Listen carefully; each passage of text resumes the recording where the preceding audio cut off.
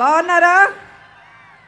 So Ram Gopal Varma గారి దర్శకత్వంలో దాసరి కిరణ్ గారు నిర్మించిన వ్యూహం సినిమా ప్రీ రిలీజ్ జగగర్జన కార్యక్రమానికి నన్ను పిలిచినందుకు ముందుగా మనస్ఫూర్తిగా కృతజ్ఞతలు తెలియజేసుకుంటున్నాను.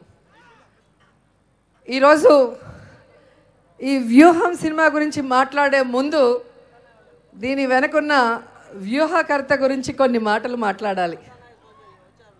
బెజవాడ గడ్డ మీద పుట్టిన బెజవాడ ముద్దు బిడ్డ రామ్ గోపాల్ వర్మ గారు.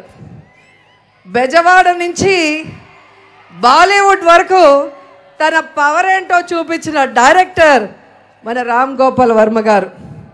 నాగార్జున గారి నుంచి అమితాబ్ బచ్చన్ వరకు సూపర్ హిట్ మూవీస్ ఇచ్చిన డైరెక్టర్ రామ్ గోపాల్ వర్మ గారు.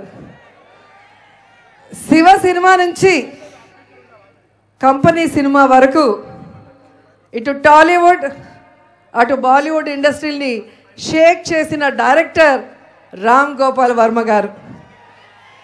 ఈరోజు తెలుగు ఇండస్ట్రీలో మోస్ట్ పాపులర్ సక్సెస్ఫుల్ డైరెక్టర్స్ అందరూ కూడా ఎవరైతే ఉన్నారో వాళ్ళందరూ కూడా రోల్ మోడల్గా ఇన్స్పిరేషన్గా తీసుకునే వాళ్ళ గురువు రామ్ గోపాల్ వర్మ గారు.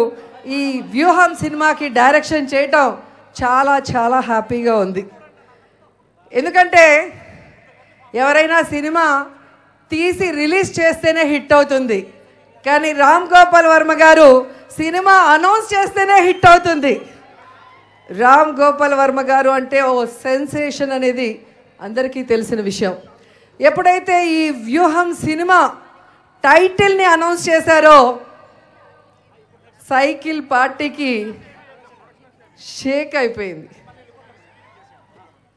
ఆ వ్యూహం సినిమాకి డైరెక్టర్ ఆర్జీవి గారు అని తెలియగానే పచ్చ సైకోలకి తడిసిపోయింది.